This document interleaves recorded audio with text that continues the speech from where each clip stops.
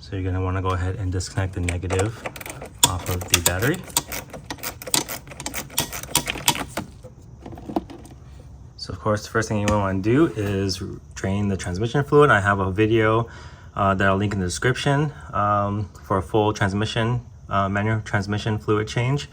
But right here, as you can see by the pointer, is the drain bolt for the transmission.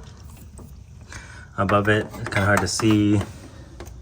Right there is the fill, but we're not going to be filling it right now, just going to be draining it. I'm going to remove the transmission in order to send it in to the shop. So let's go ahead and do that right now. Okay, you're going to want to grab your drain pan, of course. And then I like to use a 3/8 drive breaker bar for this. Get more leverage as opposed to just a regular socket wrench. Okay, once it's broken loose, it should be able to come out. Okay, next is the intake. I have an aftermarket intake, but the stock intake is super easy to remove. You just remove the, I believe, 8mm bolts holding on the top lid. And then once you remove the top lid, you're gonna have access to the bottom lid, which is bolted to the same place my intake is bolted to, which is these 3 bronzish color bolts right here. And then you'll be able to remove your stock intake. Okay, so next up is to loosen the axle nut, which is 36mm. And this is on here at 242 foot-pounds, so it's on here pretty tight. And so there's a couple ways you can remove it. You can use, a breaker bar. Most people have a 1/2" drive breaker bar. I purchased a 3/4" drive breaker bar from Harbor Freight, along with a 36mm socket from Amazon. I can link all these in the description. Or you can use an impact gun, which I have as well. But most people don't have those, so I'm going to go ahead and use this breaker bar right now for you guys. It's relatively cheap. I think you can get away with this whole setup for probably under $50, under $40. So we're just gonna set the e-brake really hard and try to crack these loose. And of course, if your axle nut is staked really well, you'll want to try to unstake it a little bit. But this one is not staked very well, so I'm sure I'm just gonna be able to break no problem. Okay, if you're by yourself, you're gonna want to have probably a breaker bar longer than this one. This is the Harbor Freight. It's not very long. What is this, like 1.5 feet, 2 feet? It's not really working on this by myself. The e-brake's not on tight enough, so I'm gonna bust out my heavy duty Milwaukee gun. So I recommend it for you guys that are working by yourself to just kind of invest in one of these. This is a corded, and this should be able to do it. But go ahead and make sure that you have your ear protection and eye protection.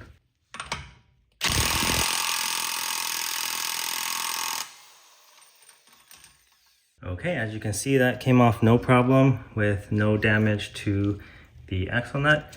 And so just a little bit of dust and dirt on the ground. And so we'll go ahead and do the other side. Okay, other side came off no problem. I highly recommend this. This is an older model. I don't know if they still make this, but here is what it's called. Category number and serial number. So this has gotten off many axle nuts for me. That's 2000 NSX, no problem. All right, so we're underneath the car now, and so what we need to do next is remove this bracket as well as this subframe piece right here that goes all the way on both sides. So I'll go ahead and remove that next. Okay, so next up is to remove this bracket, and these are 14mm bolts and these are 10mm nuts. Holding the shifter cables to this bracket. So you don't necessarily have to remove these, but it helps to get the shifter cables out of the way when they're not connected to this big old bracket. So we're going to go ahead and remove these first.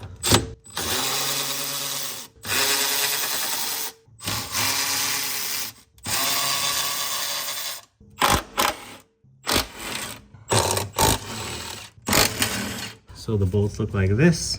All 4 of them are the same. And once I take this bracket off, I'm going to go ahead and screw these nuts back on so I don't lose them. Since this is a big job, it's a good idea to like baggy stuff and label them so you don't lose track of what goes where. But I do this so I can save some baggies. So I'll go ahead and bag all these together. Okay, next, before we remove that bracket, let's just go ahead and remove the transmission cables, shifter cables. So we're gonna go ahead and remove this cover piece, which is held on by a bunch of 10 millimeters, I believe. So let's do that right now.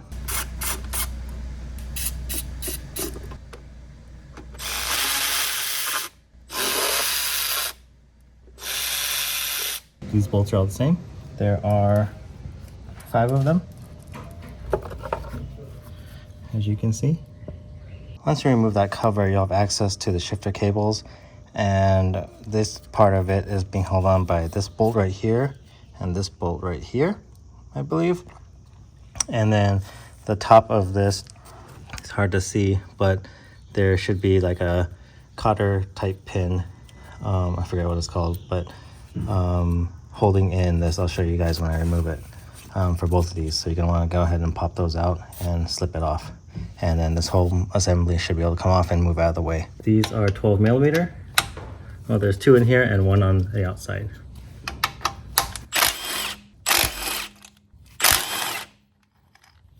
So as you can see, it's fully loose now.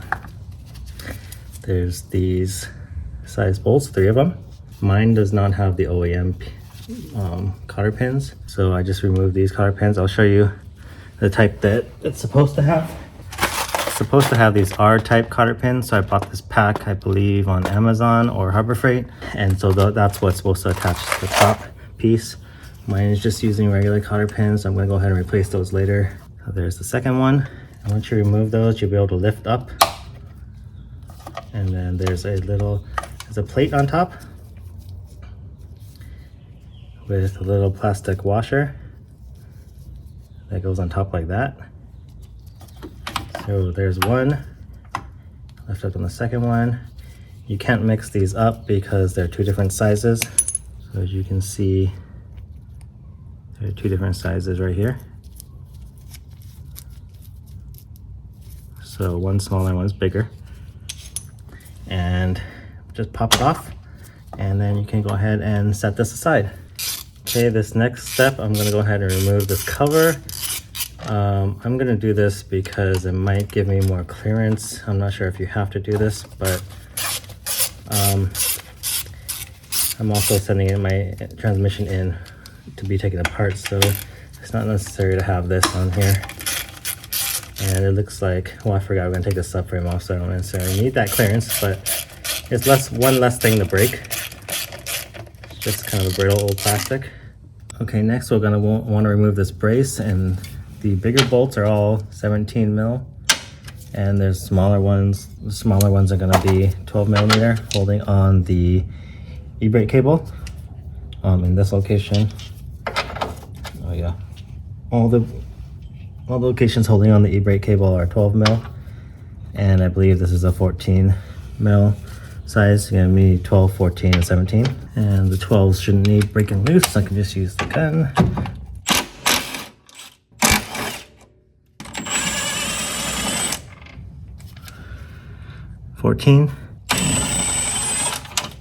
All the 14s look to be the same. Okay. So this one is going to be a 17 nut with a washer on it. And this is going to be a long 17 bolt.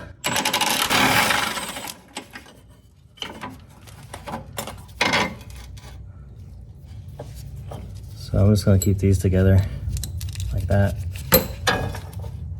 Okay, for the starter, which is right here, we're going to go ahead and remove this plug right here. And this plug is gonna unbolt. So this one will just pull straight out.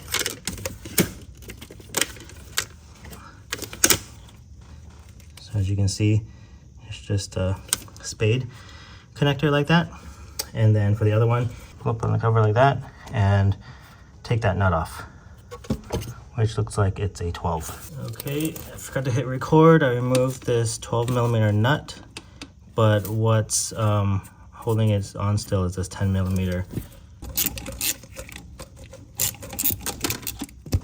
Okay, finally got that screw off, and then now can remove the starter with the terminal. Now we just need to unbolt probably just 2 bolts holding in the flange of the starter, and we can remove it. Okay, here is the starter, and we need to remove that bolt right there. And there should be another bolt just like this, 180 degrees on the other side of the starter.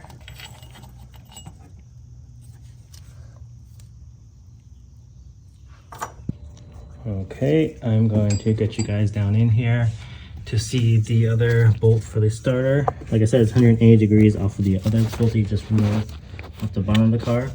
But there is the starter on that tab of the flange of the starter, the other bolt. So it's a 17mm. And what you're going to want to do is just go ahead and stick extension down there with a 17mm and break it loose. Okay, now that it's broken loose, I can get my electric ratchet on. As you can see, the starter's starting to drop, so I'm gonna have to make room and get my both hands in there, pull the starter. So the top bolt is shorter.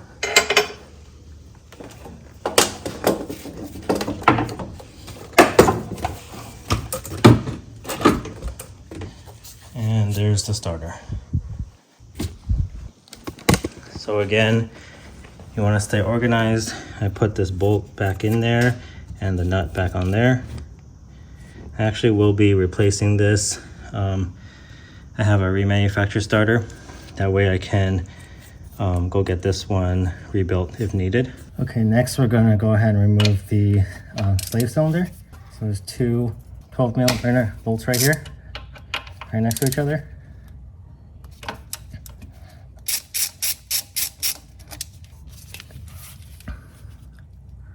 Like that.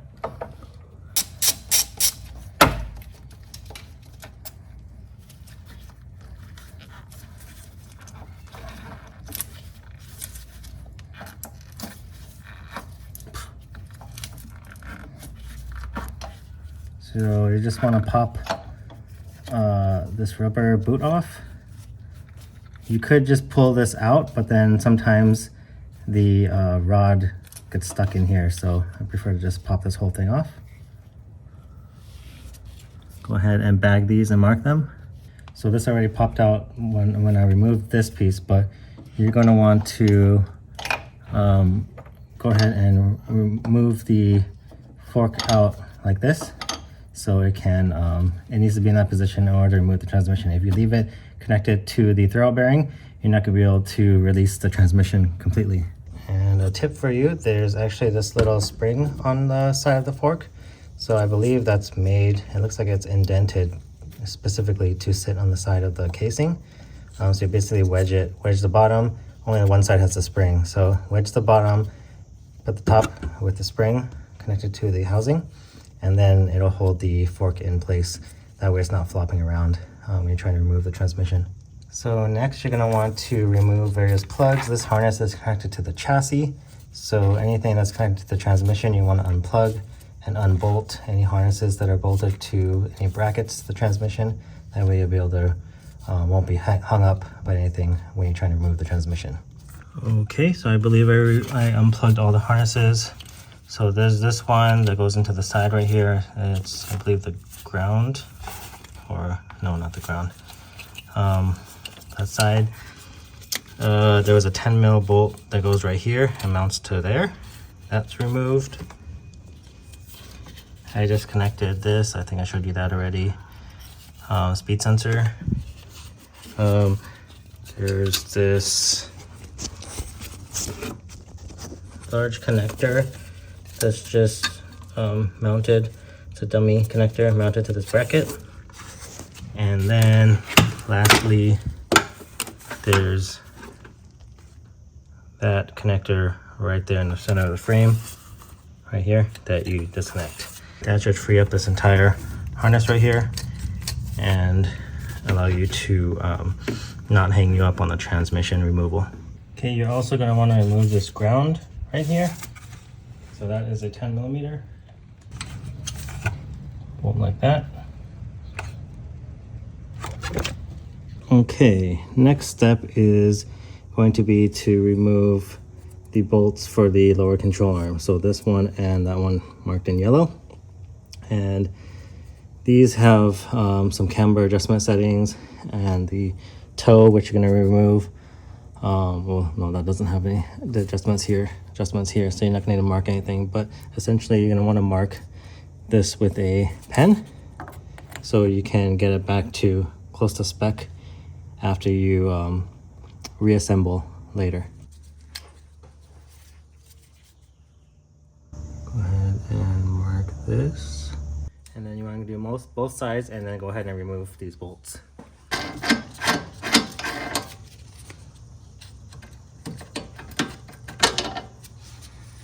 ahead and remove the camber adjustment washers, and then you should be able to hammer out this bolt.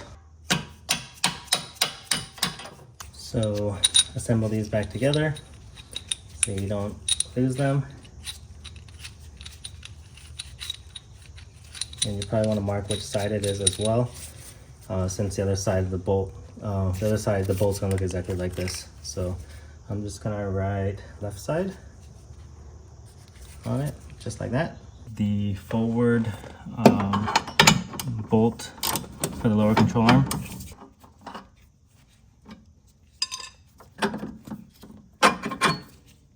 Okay, so with that, the lower control arm should be completely free.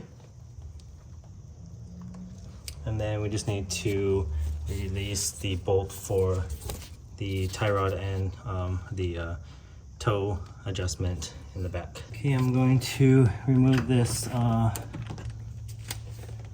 e-brake bolt to get it out of the way for you guys. Put that right back.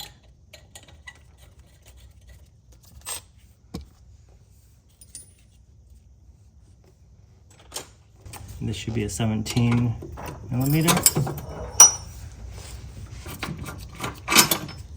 Okay, I'm going to label this toe as you can see. Then you should be able to get a pry bar in here. Pry this down out of the way, like that. Next, we're going to need to remove the bolt connecting the bottom of the shock to here. That way, the only thing holding this whole assembly onto the car is this upper control arm, where we can pivot on this ball joint, and we can pivot this knuckle out of the way in order to release the axle, get enough clearance to release the axle. And you're most likely going to want to release some of these brackets holding the ABS sensor in, because that's connected to this subframe and it might not allow the arm to pivot away enough. Okay, we're going to take out this 17mm nut right here at the bottom of the shock.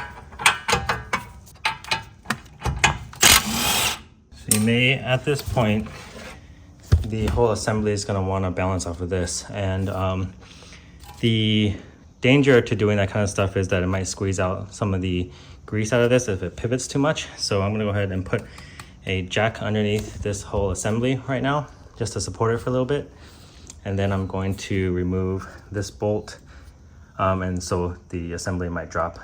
So let's do that. Okay, I have a jack underneath the entire assembly, and I'm going to remove this bolt right now. Okay, in order to get this bolt, I released the back of the sway bar. So I'm pulling out on this hub while hammering in on the axle.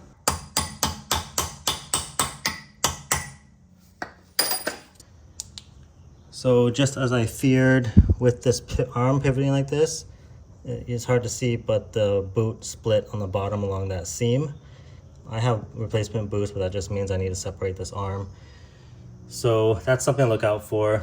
If, like I said before, if the arm pivots too much and squeezes the boot, that's what happens. That's what can happen to old boots.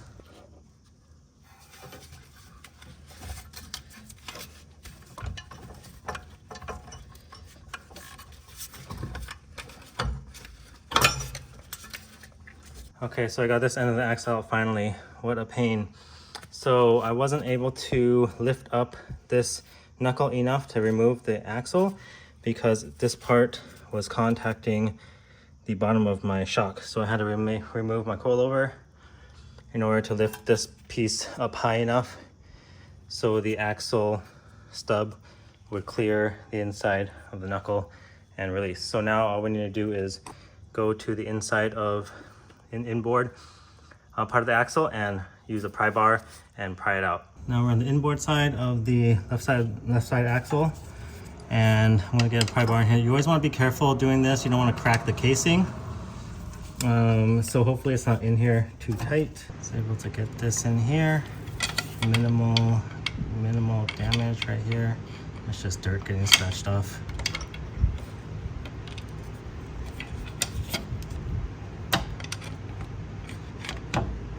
All right, should be able to pull it out.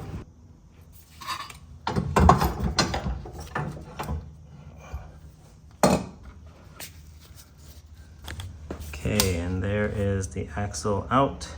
Okay, the passenger side axle is a little bit different. There's a half shaft right there, axle's right there. There's a bracket right here. And so this bolt goes straight through and bolts the axle to this bracket. This is part of the half shaft. These two sides are the same part of the half shaft. It goes through this bracket. So we're gonna release the axle first, then unbolt these pieces that go around the half shaft and bolt it to this bracket, and then we can remove the half shaft out. But first we need to do the same thing that we did on the driver's side, which is loosen the bottom of the lower control arm and the tie rod toe end. Okay, so the passenger side axle on the outboard side disassembled exactly how the driver's side did. I had to remove the shock in order to get the axle clear of the knuckle. So now I'm going to pry the axle out. Axle pried out.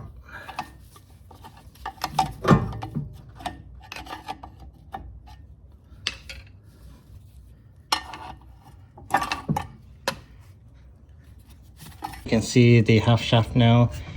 I believe these 3 bolts need to come out. I don't think you need to take this off, but I'm going to try to do it without taking this off first. And then you should be able to slide the half shaft out completely. These are going to be 12mm.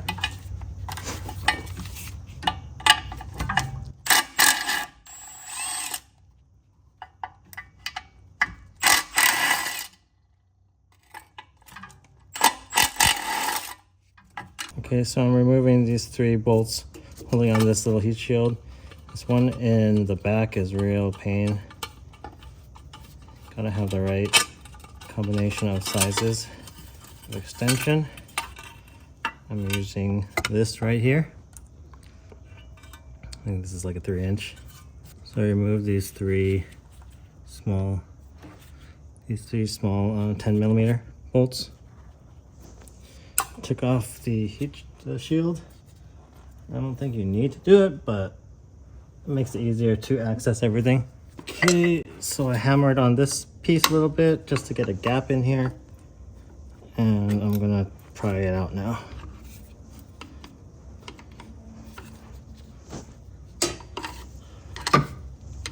Oops. So you can see it's hitting up here. I need to rotate it. Okay, once it's rotated, it'll clear. Can continue to pry.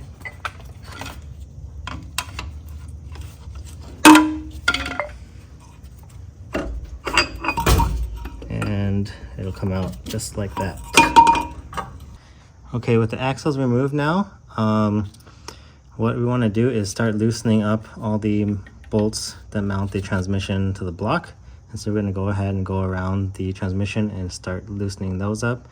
Once we loosen those up, we're going to probably remove them completely actually, and then we'll go to the mounts, and that'll be the final step before we can actually remove the transmission off the car. So let's do that right now. So another tip, once you start removing these bolts, I'm going to start marking them. I marked this one 1 and 1 with the position, and that one I marked, as you can see, 2 and 2. So that way I know where the bolts go. I don't have to take pictures or anything like that, as long as you don't rub off the markings. Bolt is bolt number 3 right there, marked. Okay, we're back underneath the car, and according to the manual, you're supposed to keep this subframe piece on, and basically this rear mount, or forward mount I should say, need to remove 2 bolts off of it. There's 3 bolts on it, and you can see the one on the left is still on, this one's removed, and this one's removed, because the right 2, the bottom and the right one, mount to the transmission. The one on the left mounts to the engine. So the manual tells you to tighten that one, and I guess because you're gonna balance this part of the engine off of only 1 bolt and leave this mount bolted to this subframe. So I went ahead and removed those 2 bolts, and then we're gonna go ahead and completely remove this rear mount. All right, what we're gonna do right now is remove the bolts holding in the rear mount. There's 1, 2, and 3 right here that you can't see, and then we're going to loosen this one slightly and just rotate it down and get it out of the way.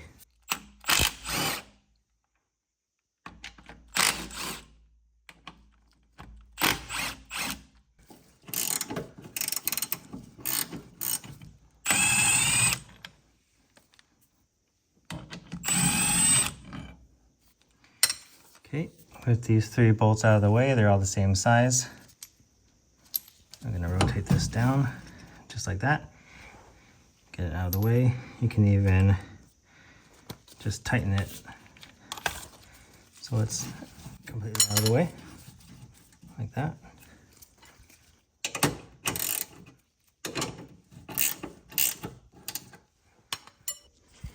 And as far as the engine stiffener goes, I already removed one of them, which I marked number 1. This is the first bolt I removed for the transmission. This other side, I was going to try to remove the transmission without removing the stiffener, but looks like it'll be fine. Initially I wasn't sure if I had enough room, but this bolt looks really short, so looks like I can remove it, because with the OEM headers, this is a 2-piece, and you'd be able to remove this and get it out of the way. But for mine, it's not so easy. So now we'll go ahead and remove the stiffener, and then we're going to move on to the upper mount on the driver's side. Okay, this is the last transmission bolt before I get to the top ones. This is the front transmission / engine mount. This is the subframe right here. So this is the another transmission housing bolt. Again, before you get to the top, last ones at the top 2. Here's what it looks like. Okay, next there's 2 more bolts holding the transmission to the engine block on the very top, and they're both pointing that way. Right underneath the intake is blocking it, so I'm not going to be able to show you guys, but I'll show you the location on the transmission after I remove the transmission.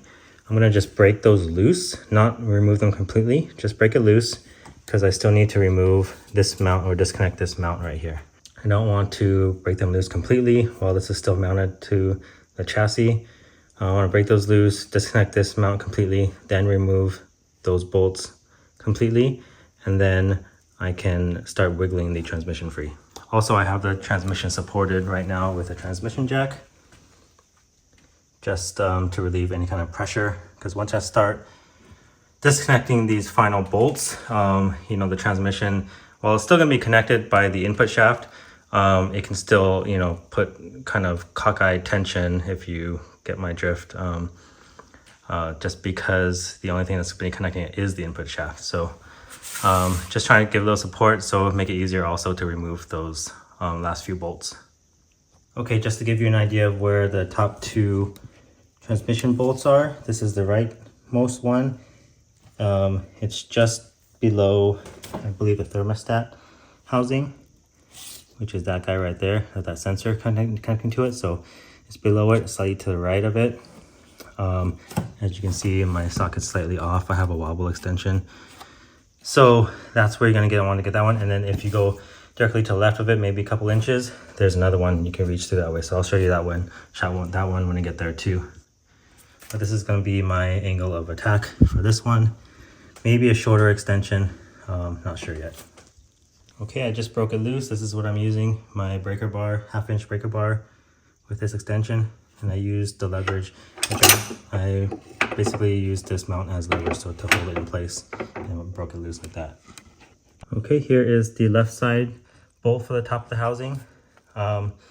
It's deeper in there, so you can see my extension doesn't stick out quite as far, but there's enough room to get your breaker bar in there. Okay, next is to remove, we're gonna fully remove these 3 mounts, or 3 bolts holding the driver's side transmission.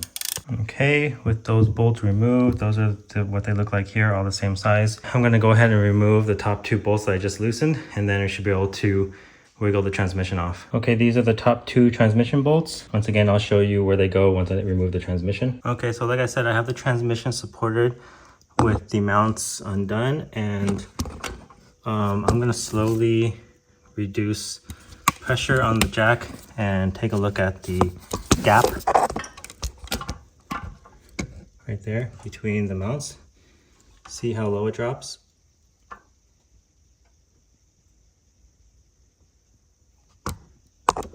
So that's what I'm keeping my eye on, because remember the forward mount is only being held on by 1 bolt in that on the subframe.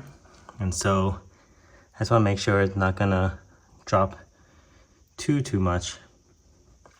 And I want to make sure it's steady before I just relieve all pressure on the jack. Okay, I'm at the rear of the car right now. There's the cat. What I decided to do is start putting, there's these tabs basically on the engine and the transmission. You can see there's one right there on the engine side, one right there on the transmission side. And so I'm just grabbing this one and leveraging against the transmission housing to kind of pull it apart, to kind of start it up. And I already got a little bit of a gap. So I'm gonna go ahead and start doing that just around, both. You wanna do it kind of evenly on both sides of the transmission. That way you don't get it too cockeyed. So I'm gonna do that and then show you guys, pick you guys back up when I get a bigger gap and about ready to pull the transmission off. Don't forget to remove this clutch shield, clutch inspection shield. I was gonna try to remove the transmission without it, but it's bolted to the transmission, yet the shield is on the other side of the flywheel, so it won't allow you to remove the transmission without picking it off. So hopefully I don't have to remove my header to get this out. We'll see. Okay, if you're doing this by yourself like I am, what I'm going to do is put a pry bar in 2 spots. This is the front of the car, next to the mount, of course. I'm going to put a pry bar right in between the block and the housing right there, and then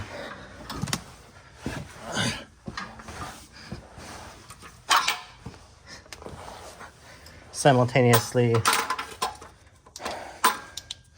I'm going to put a pry bar right between here and here, or up or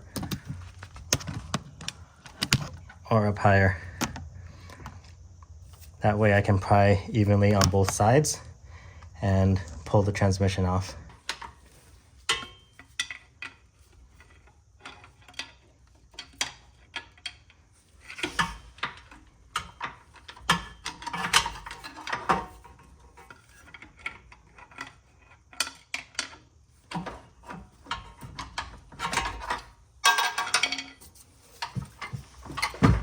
Okay, what I did was pried on the back side and the front side, right underneath the engine mount. There's a spot where the block and the transmission housing meet. So I pried on both sides evenly in order to get free the transmission out from the block. Okay, so what's blocking me from getting the transmission out is this part of the transmission is hitting this arm right here. So if I had removed this entire assembly, it could come out. So if you do that, that's the way to get it out.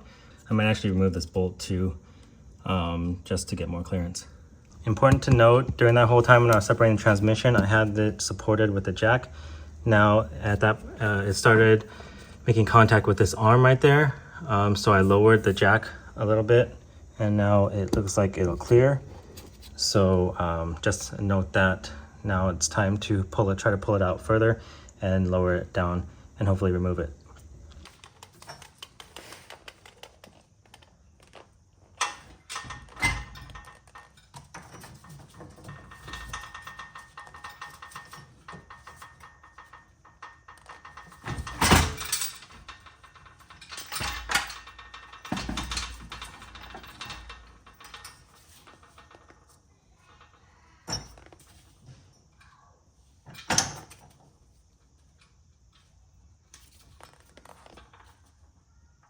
Okay, the transmission's off. I'll give you a few notes once I remove the transmission.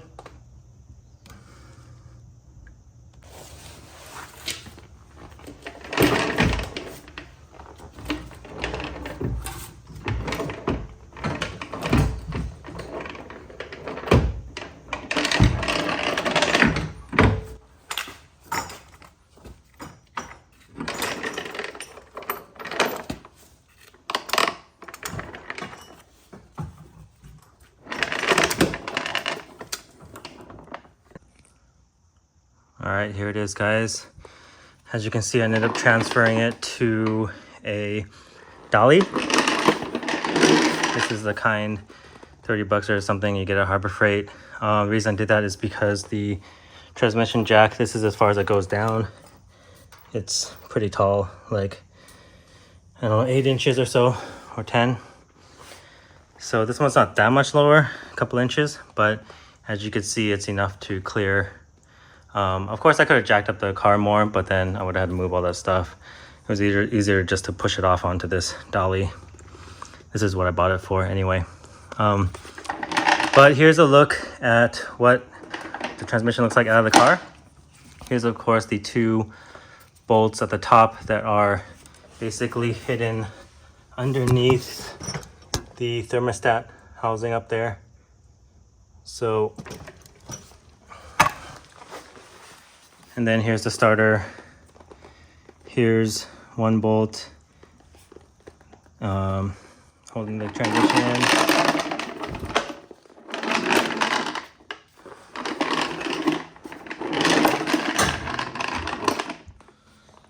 And then there's some on the back side too. 1, 2, 3 right there. So all in all, 1, 2, 3, 4, 5, 6, and 7 for the starter. One of the bolts goes all the way through into the engine block. This one does not. So that is all you need to take out the transmission. And of course, there's a better look at the fork when it's using the spring to sit. Basically, you pull it and clip it into the side of the transmission. Hold it out of the way. Here's a look at everything you had to unplug. I don't know which one's the speed sensor, but unplug right here, unplug this one, unmount a couple of plugs. These are for the engine mount, trans mount on the driver's side. And that about does it.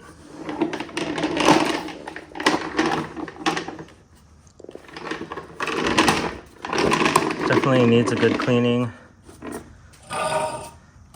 This is the part that I bought. I have one of these new. I have a new fork. Probably would have been good to buy a new one of these too, but that's okay. This gets worn since your throwout bearing slides up and down. So I'm gonna go ahead and send this off to Ghostworks to do my gearing, and then I can go ahead and check out my clutch now. Replace my rear bearing seal if I need to. I might actually replace the clutch because this was not a fun job. Even though it's like $1,700 to $2,000 for a new clutch, I might just have to bite the bullet and do it now because I don't want to do this job anywhere in the near future. It's not terribly difficult, but it's definitely labor intensive because you have to remove so many parts in order to access everything. So One tip I had is when removing the transmission. So your thermostat housing kind of sits right here, and as you tilt, because you have to tilt it down in order to clear that arm right there, it ends up cockeying the bell housing and making contact. If you look at it from sideways, the thermostat's like this, and when the housing tilts up like that, it doesn't want to let you take the housing out.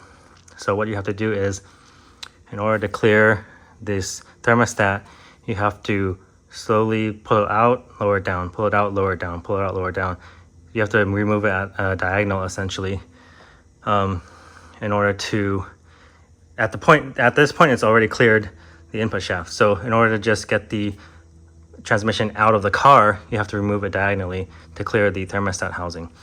So that's what I had to do. It really paid off to have this this jack, so I could twist this, lower it down, and pull it out, and find adjustments. And this allows you to tilt of this saddle as well. And there's another angle left and right, up and back and forth. So this was pretty cool. I use this again. I'll probably jack the carb higher so I don't have to use the dolly. All in all, it worked out pretty good. That's the tip for the transmission removal. I think that'll do it for this video. I'm gonna go ahead and inspect the transmission, inspect the clutch, flywheel, rear main seal, and all that. And I'll do that in the next video.